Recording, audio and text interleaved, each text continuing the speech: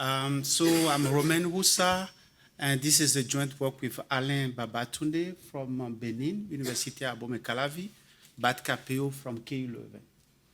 The main motivation of this work is DRM that we heard this morning, and with a focus on taxation because it has a lot of advantages. And we know the United Nations has produced some number that we need at least 20% tax effort of GDP to finance basic expenditure. And the country in West Africa, Economic and Monetary Union, WEMU, they have set up this agenda. This is the area we would like to speak in terms of empirics. So when we look at the tax effort over the past years, they have not reached the 20%. And one of the policy that could help to increase will be to change policy. We look at the recent number, the numbers are quite similar. And we would like to think about VAT. As you may know, VAT has important power in mobilizing resources. In the area is about 40%. So they harmonize the policy, and the policy includes the standard rate of 18% and several exemptions. So that's the policy. So when we zoom into the data, the budget survey data, we see that quite a large amount of expenditure are exempted, particularly food. This is a big number. And similar policy are implemented in a lot of low-income countries and developing countries. So the question we'd like to understand is whether there are alternative policy that can do better in terms of welfare. This is particularly important because the exemption have some social objectives, but we know little actually about this. And to address this question, we think we need analytical framework. So now the next slide, I would like to motivate the kind of future we think about, we want to include. So the first thing is about informality. So when we go to the data in Benin, we see that we can have 13% of expenditure determined by the informality. This is our lower bound, and this is based on auto consumption and gift receipts. But this number could be increased. When we look at national account, the informality size in Benin is about 50%. So we think the informality could increase. So then from our distributional data, we increase informality size proportional to 42. The other extreme is the recent contribution by Bashar and co-authors at the World Bank. They say VAT is only levied on big shops and support market, whereas in local shop, they don't pay VAT. I think it's not exactly true. If you look at the local shops supplying goods in developing countries, at least the country I know very much, Benin. I'm originally from Benin. So those local shops, they buy the good from the big cities and they pay VAT. And actually, for some of the goods they are selling, they charge actually the VAT to consumer. So we think something is going there. So we need data actually to improve. But we also do an experiment by increasing the size of informality very high, taking into account auto consumption, but also lieu d'achat. Lieu d'achat is a variable that helps to understand at which location the goods were bought. So now the second kind of future we think we need to think about when we look at the data, we see that the distribution of the goods we are thinking about, they're quite diverse across welfare deciles. For instance, you can try to see already the goods that are exempted. You see the rich are consuming quite a lot. If you look at the auto consumption, there is a not clear pattern. The rich are also consuming this good. So we would like to put everything together. So we think heterogeneous preferences could be a good starting point. So what we do then in the paper, we try to think about a simple framework where we can study equity efficiency objectives, starting from heterogeneous preferences, including informality. These are the two things. And then this allow us, and with the social welfare function, this will allow us to estimate optimal VAT. And we use this VAT for a number of analyses.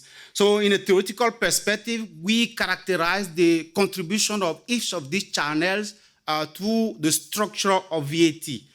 For instance, in one of exercise, we will compare what role heterogeneous preference play with respect to identical preferences. So we can do some analysis and compare and so on and so forth. So empirics, we work with 23 category of good, but we can reduce this number to 4 because you may wonder into apply in the public administration, it may be costly. So we can go to 4 rate by doing optimization under constraint. We have results. These are qualitatively similar. And then we start with our baseline policy. Remember, the baseline policy is one standard rate and exemption. So then what we will do in terms of policy experiment will be comparing our optimal taxation VAT rate with respect to the baseline policy, one standard rate and the good that are exempted. And then this will allow us to see any welfare gain, welfare losses. And then we have the 20% tax objective of the UNU-WIDER or the current tax level, and the results are qualitatively similar. So the rest of the talk now is to the related literature. We are learning a lot from this literature. I'll just skip the rest of the presentation. It's going to be structured on this point. So theoretical results, I will brief empirics and conclusion. So in terms of theories, we learned that the uniform rate is not optimal once you include informality. So informality causes some differentiation among the good, and the good that have a high elasticity, they seem to be taxed low because of the inverse elasticity rule. And then preference heterogeneity and within households economy of scale will further shift this differentiated tax structure. So we can summarize the main insight from this analysis on this picture I like very much. Here you have all good, only markets, and then you see from all good identical preferences, you have uniform rates. But once you deviate that some good cannot be taxed, then you have differentiated taxes. And then here you can look at household economic of scale and household economic of sale, and then you can see the role of preferences. Preferences could play efficiency role if there is no inequality, but once inequality increase, you can have a role for distribution from heterogeneous preferences. Now the results, so we quantify in the data the role each of the ingredients are playing. So we have uniform rate, 11.7, and then allowing just for informality using homogeneous preferences, then we see differentiate rate.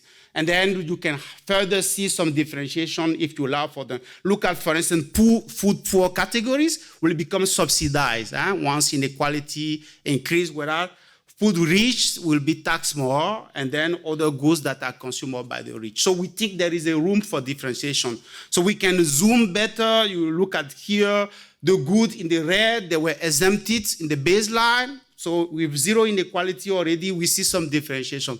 As inequality aversion increases, there should be task for. Okay? So now we look at the relative welfare for the whole society, weighting across the population representation and so on. When we see that up to inequality aversion here, the whole society will gain this level of inequality aversion, the society will lose. Then we do across welfare deciles, and given the technology we are using, that we want to have a more equalized society, which is that the poor deciles are gaining. And so so here is the percentage of loser, all the thing. Now, what we try to do is the political economy. So for each of the household, we try to see who gains, who wins, to see who votes for. We also, in the analysis, we also do bootstrap to have confidence interval. And we see that for all this level of inequality, the society will gain. For this one, it's losing, but when you do confidence interval, we cannot reject that it does not change. So then we do restricted, the results are quite similar, the welfare. To 4 categories of good, so the result is qualitatively listening. I think what is important is the distribution of the data that you did. Then we increase informality, the amount that the poor are gaining, proportional is reduced, is also reduced, but the result is qualitatively similar. So we further increase informality, lieu d'achat, bachas, and these are very recent results. Initially, we were doing the law, so we see that the main result change, but some pattern change for some good. For instance, look at this true good, they change, but it does not fundamentally change the main result of our analysis. The poor will gain, the rich will lose, given the structure of preferences. So I think here we are learning from this tool. I'm very happy we are learning something. I think we have a framework that advocates differentiation of tax of VAT structure. And then to motivate this with the evidence, and this framework can be applied to any setting. Actually, I have 2 students who are already thinking about some application for some countries.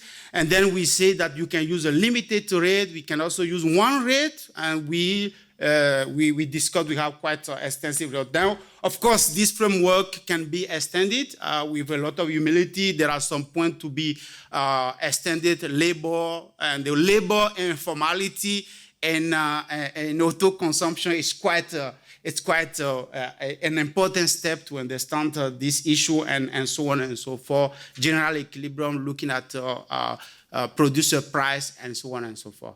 Thank you very much for your attention.